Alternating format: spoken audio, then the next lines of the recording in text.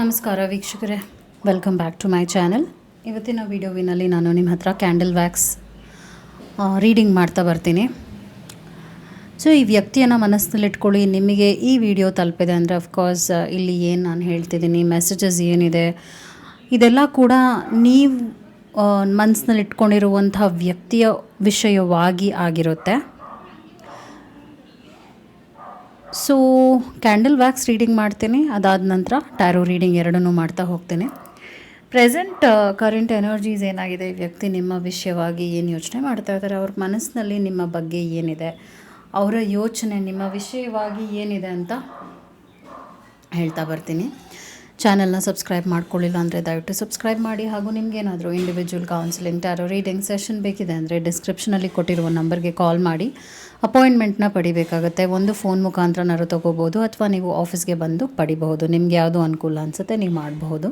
So let start the reading. ಈ ವ್ಯಕ್ತಿಯ ಮನಸ್ಥಿತಿ ಏನಿದೆ, ಈ ವ್ಯಕ್ತಿ ನಿಮ್ಮ ಜೊತೆ ಕಾಂಟ್ಯಾಕ್ಟ್ನಲ್ಲಿರ್ಬೋದು, ಇಲ್ಲದೇ ಇರ್ಬೋದು. ನಿಮ್ಮ ಸಿಚುವೇಶನ್ ಈ ವ್ಯಕ್ತಿಯ ಜೊತೆ ಏನೇ ಆಗಿರ್ಬೋದು. ಲೆಟ್ಸ್ ಸಿ ಅವರ ಮನಸ್ಥಿತಿ ನಿಮ್ಮ ಬಗ್ಗೆ ಏನಿದೆ, ಅವ್ರು ಏನು ಯೋಚನೆ ಮಾಡ್ತಾ ಇದ್ದಾರೆ ನಿಮ್ಮ ವಿಷಯವಾಗಿ ಅಂತ ಈ ಒಂದು ವಿಡಿಯೋವಿನಲ್ಲಿ ಕ್ಲಾರಿಟಿ ಸಿಗುತ್ತೆ. ಸೊ ಈ ವ್ಯಕ್ತಿಯನ್ನು ಮನಸ್ಸಲ್ಲಿಟ್ಕೊಂಡು 3 ಸಲ ಇವರ ಹೆಸರನ್ನು ಹೇಳಿ and we will start the reading. Connect ಮಾಡ್ಕೊಳ್ಳಿ ಈ ಒಂದು ರೀಡಿಂಗ್ಗೆ. ಸೊ ಇವರ ಪ್ರೆಸೆಂಟ್ ಎನರ್ಜಿ ಒಂಥರ ನಿಧಾನ ಸ್ಥಿತಿಯಲ್ಲಿದೆ. ಅವ್ರಿಗೆ ಮಾಡೋಕ್ಕೆ ಇಂಟ್ರೆಸ್ಟ್ ಇಲ್ಲ ಅಂದರೂ ಕೂಡ ತುಂಬ ಕಷ್ಟಪಟ್ಟು ಕೆಲಸಗಳನ್ನ ಮಾಡ್ತಾಯಿದ್ದಾರೆ. ಕಷ್ಟಪಟ್ಟು ಅವರ ಮುಂದಿಂದು ಏನಿದೆ ಅದನ್ನೆಲ್ಲ ನಡೆಸ್ಕೊಂಡು ಹೋಗ್ತಾ ಇದ್ದಾರೆ. ಅಂದರೆ ಒಂದು ಆ್ಯಕ್ಟಿವ್ ಎನರ್ಜಿನ ಇವತ್ತು ನಾನು ಪಿಕ್ ಮಾಡ್ತಾ ಇಲ್ಲ ಇವರಲ್ಲಿ. ಥರ ಡಲ್ ಮತ್ತು ನೋವು ಮತ್ತು ಆಲಸಿ, ಈ ಒಂದು ಅಷ್ಟು ಇಮೋಷನ್ಸ್ನ ಪಿಕ್ ಮಾಡ್ತಾ ಇದ್ದೀನಿ. ನಿಮ್ಮ ವಿಷಯ ಅಂತ ಬಂದಾಗ ನಿಮ್ಮ ವಿಷಯದಲ್ಲಿ ಆ ಥರ ಪಟ್ಬಿಟ್ನೇನೋ ಅನ್ನುವಂಥ ಒಂದು ಯೋಚನೆ ಈ ವ್ಯಕ್ತಿಯಲ್ಲಿ ಬರ್ತಾ ಇದೆ. ಪ್ರೆಸೆಂಟ್ನಲ್ಲಿ ಅವರು ಕೆಲಸ ಏನೂ ಮಾಡ್ತಾ ಇಲ್ಲ, ಆದರೆ ಮೈಂಡ್ನಲ್ಲಿ ನಿಮ್ಮ ವಿಷಯವಾಗಿ ಸ್ವಲ್ಪ ಗೊಂದಲಗಳಿದೆ. ಹಾಗೂ ನಾನೇನಾದರೂ ರಾಂಗ್ ಸ್ಟೆಪ್ ತೊಗೊಂಡ್ಬಿಟ್ನಾ ಅನ್ನೋ ಯೋಚನೆ ಇದೆ. ಹಾಗೂ ಫೇಸ್ ಮಾಡೋಕ್ಕೆ ನನಗಾಗುತ್ತಾ, ಈ ಒಂದು ಕಂಡೀಷನ್ನ ಫೇಸ್ ಮಾಡೋಕ್ಕಾಗುತ್ತಾ, ಈ ಥರ ಯೋಚನೆಗಳೆಲ್ಲ ಈ ವ್ಯಕ್ತಿಗೆ ನಿಮ್ಮ ವಿಷಯವಾಗಿ ಬರ್ತಾ ಇದೆ. ನಿಮ್ಮ ಇಮೋಷನ್ಸ್ನ ಈ ವ್ಯಕ್ತಿ ಆ್ಯಕ್ಚುಲಿ ವ್ಯಾಲಿಡೇಟ್ ಮಾಡ್ತಾ ಇದ್ದಾರೆ. ಮೇ ಬಿ ನೀವು ಈ ವ್ಯಕ್ತಿ ಜೊತೆ ಇರಬಹುದು, ಅಥವಾ ಈ ವ್ಯಕ್ತಿ ನಿಮ್ಮ ಫೋಟೋಸ್, ಒಟ್ಟಿನಲ್ಲಿ ನಿಮ್ಮ ಪ್ರೆಸೆಂಟ್ ಏನು ನಡೀತಾ ಇದೆ ಅನ್ನೋದ್ರ ಬಗ್ಗೆ ಅವ್ರಿಗೆ ಅರಿವಿದೆ. ಅವ್ರಿಗೆ ಗೊತ್ತಾಗ್ತಾ ಇದೆ ನಿಮ್ಮ ಲೈಫಲ್ಲಿ ಏನು ನಡೀತಾ ಇದೆ, ನಿಮ್ಮ ಲೈಫ್ ಹೇಗಿದೆ ಅನ್ನುವ ವಿಷಯವಾಗಿ. ನೀವೇನೋ ನೋವು ಅನುಭವಿಸ್ತಾ ಇದ್ದೀರಾ ಅನ್ನುವಂಥ ಒಂದು ಪರಿಸ್ಥಿತಿ ಅವ್ರಿಗೆ ಉಂಟಾಗಿದೆ. ಅಂದರೆ ಅವ್ರಿಗೆ ನೀವು ನೋವು ಅನುಭವಿಸ್ತಿದ್ದೀರಾ ಅಥವಾ ನೀವು ಅವ್ರನ್ನ ನಿಮ್ಮ ಲೈಫ್ನಲ್ಲಿ ಮಿಸ್ ಮಾಡ್ಕೋತಾ ಇದ್ದೀರಾ ಅನ್ನೋ ಥರ ಏನೋ ಮೆಸೇಜ್ ಈ ವ್ಯಕ್ತಿಗೆ ಹೋಗಿದೆ. ಅದು ಹೇಗೆ ಹೋಗಿದೆ ಅಂತ ನನಗೆ ಅರ್ಥ ಆಗ್ತಾ ಇಲ್ಲ. ಆದರೆ ನೀವು ಇವ್ರ ಬಗ್ಗೆ ಎಲ್ಲೋ ಮಾತಾಡಿರ್ಬೋದು, ಅಥವಾ ನಿಮ್ಮ ಇಮೋಷನ್ಸ್ ಆ ವ್ಯಕ್ತಿಗೆ ಅರ್ಥ ಆಗಿರ್ಬೋದು. ಅದರಿಂದ ಈ ವ್ಯಕ್ತಿಗೆ ಏನು ಅನ್ನಿಸ್ತಾ ಇದೆ ಅಂದರೆ, ನಾನು ಏನಾದರೂ ತಪ್ಪು ಮಾಡಿಬಿಟ್ನೇನೋ, ನನ್ನಿಂದ ಏನಾದರೂ ಟ್ರಬಲ್ ಆಗೋಯ್ತಾ ಇವ್ರಿಗೆ, ಅಂದರೆ ನಾನು ರಾಂಗ್ ಸ್ಟೆಪ್ನ ತೊಗೊಂಡ್ಬಿಟ್ನಾ ಅಂತ ಕ್ವೆಶನ್ ಮಾಡ್ಕೋತಾ ಇದ್ದಾರೆ ಈ ವ್ಯಕ್ತಿ.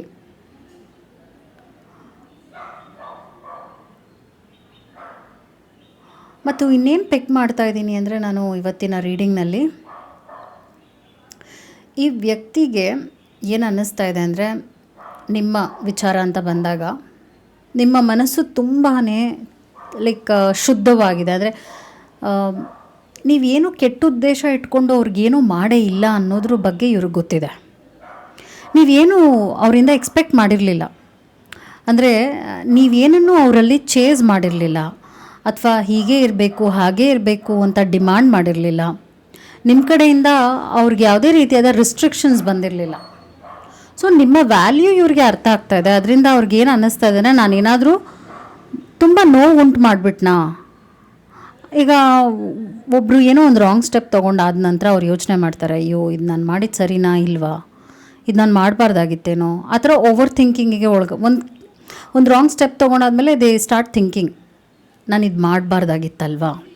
ಸೊ ಇವರ ಪರಿಸ್ಥಿತಿ ಕೂಡ ಹಾಗೇ ಆಗಿದೆ. ನಾನು ಇದನ್ನು ಮಾಡಬಾರ್ದಾಗಿತ್ತೇನೋ, ನಾನು ತಪ್ಪು ಹೆಜ್ಜೆ ಹಾಕ್ಬಿಟ್ನಾ, ನಾನು ತುಂಬ ಆತರ ಪಟ್ಬಿಟ್ನಾ, ಅಂದರೆ ನಿಮ್ಮ ವಿಷಯವಾಗಿ ಅವ್ರಿಗೆ ಆತರ ಪಟ್ಬಿಟ್ನಾ ಅಂತ ಪದೇ ಪದೇ ಕಾಡ್ತಾ ಇದೆ. ಮನಸ್ಸು ಕಾಡ್ತಾ ಇದೆ, ಮನಸ್ಸು ಚಂಚಲವಾಗಿದೆ. ಅದರಿಂದ ಅವ್ರ ಕೆಲಸ ಕಾರ್ಯಗಳ ಕಡೆ ಗಮನ ಕೊಡೋಕ್ಕಾಗ್ತಾ ಇಲ್ಲ, ತುಂಬ ಪುಷ್ ಮಾಡ್ತಾ ಇದ್ದಾರೆ. ಲೈಕ್ ಏನರ ಮೇಲೂ ಇಂಟ್ರೆಸ್ಟ್ ಇಲ್ಲ, ಸರಿಯಾಗಿ ನಿದ್ದೆ ಮಾಡದೇ ಇರ್ಬೋದು, ಇತ್ತೀಚೆಗೆ ನಿದ್ರೆ ಸರಿ ಇಲ್ಲ ಇವರಿಗೆ. ಹಾಗೂ ಮನಸ್ಸು ಹೇಗಾಗ್ತಾ ಇದೆ ಅಂದರೆ ಒಂಥರ ತಳಮಳ ಆಗ್ತಾ ಇದೆ. ನಿಮ್ಮ ಹತ್ರ ಇರೋಕ್ಕೂ ಆಗ್ತಾಯಿಲ್ಲ, ನಿಮ್ಮಿಂದ ದೂರ ಇರೋಕ್ಕೂ ಆಗ್ತಾಯಿಲ್ಲ. ಸೊ ಅವ್ರಿಗೆ ಏನು ಮಾಡಬೇಕು ಅಂತ ಅರ್ಥ ಆಗ್ತಾಯಿಲ್ಲ. ಬಿಕಾಸ್ ಅವ್ರು ಏನೋ ಹೇಳಿಬಿಟ್ಟಿದ್ದಾರೆ, ನಿಮ್ಮ ಮನಸ್ಸು ನೋಯಿಸ್ಬಿಟ್ಟಿದ್ದಾರೆ. ಅವ್ರಿಗೆ ಇವಾಗ ಗೊತ್ತು ಪ್ಯಾಚ್ ಮಾಡ್ಕೊಳಕ್ಕಾಗಲ್ಲ, ಇದನ್ನು ಸರಿ ಮಾಡ್ಕೊಳಕ್ಕಾಗಲ್ಲ, ನನ್ನ ಕಡೆಯಿಂದ ನಾನು ಫಿಕ್ಸ್ ಮಾಡ್ಕೊಳಕ್ಕಾಗಲ್ಲ ಅನ್ನೋವಂಥ ಒಂದು ಯೋಚನೆ ಈ ವ್ಯಕ್ತಿಗೆ ಖಂಡಿತವಾಗ್ಲೂ ಬಂದಿರೋದ್ರಿಂದಾನೇ ಅವ್ರಿಗೆ ಅರ್ಥ ಆಗ್ತಾಯಿದೆ, ನಾನಿವಾಗ ಇನ್ನೇನು ಮಾಡೋಕ್ಕಾಗಲ್ಲ. ನನ್ನ ಕಡೆಯಿಂದ ನಾನು ಎಫರ್ಟ್ಸ್ ಹಾಕಿದ್ರು, ನನ್ನ ಕಡೆಯಿಂದ ಏನಾದರೂ ಮಾಡೋಕ್ಕೆ ಟ್ರೈ ಮಾಡಿದ್ರು ಕೂಡ ವರ್ಕೌಟ್ ಆಗಲ್ವೇನೋ, ಇಟ್ ವಿಲ್ ನಾಟ್ ವರ್ಕ್ ಅನ್ನೋವಂಥ ಒಂದು ಯೋಚನೆಗೆ ಬರ್ತಾ ಇದ್ದಾರೆ.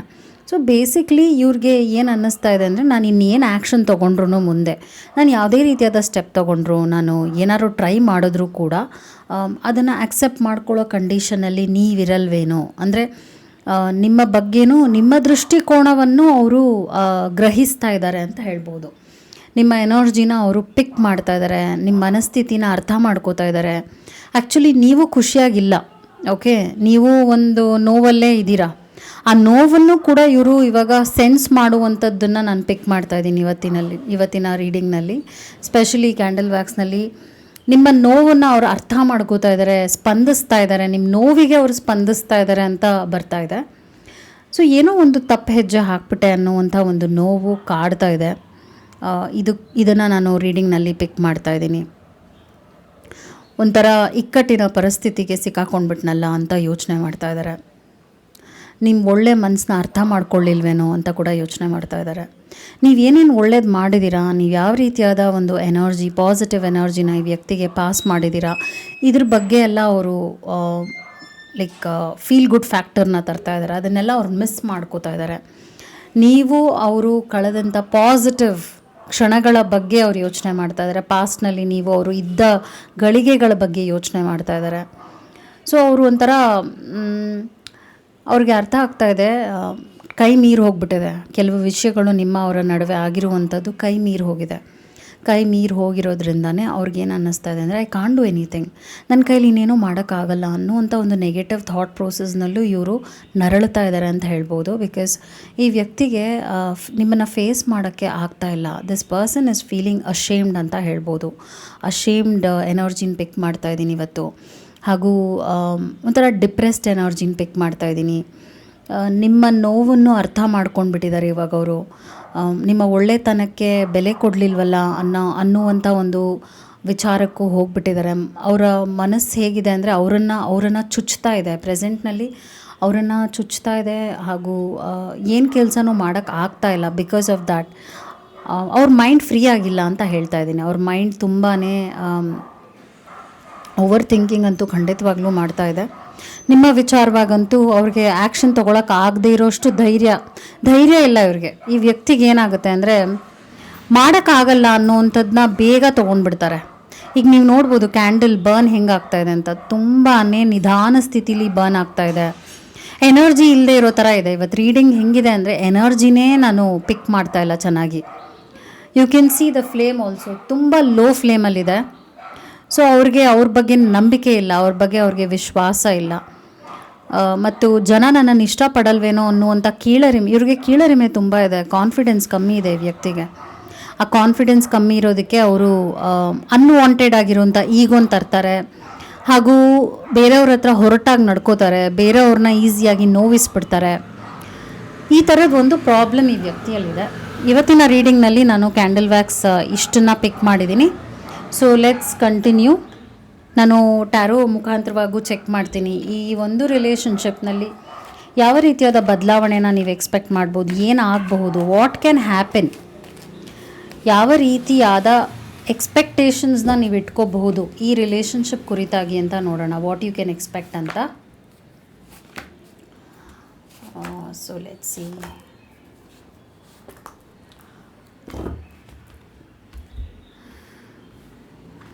ಏನು ಓಕೆ, 4 ಆಫ್ ವಾಂಡ್ಸ್ ಬರ್ತಾ ಇದೆ. ಈ ಒಂದು ರಿಲೇಷನ್ಶಿಪ್ ಅದ್ಭುತವಾಗಿತ್ತು. ಅಂದರೆ ಅವರ ಎನರ್ಜಿ ತುಂಬ ಬ್ಯಾಲೆನ್ಸ್ಡ್ ಆಗಿತ್ತು ಅಂತ ಹೇಳ್ಬೋದು. ಹಾಗೂ ಅವ್ರು ನಿಮ್ಮನ್ನು ಅರ್ಥ ಮಾಡ್ಕೋತಾ ಇದ್ರು, ನೀವು ಅವ್ರನ್ನ ಅರ್ಥ ಮಾಡ್ಕೋತಾ ಇದ್ರಿ. ರೋಸಸ್ ನೋಡಬಹುದು.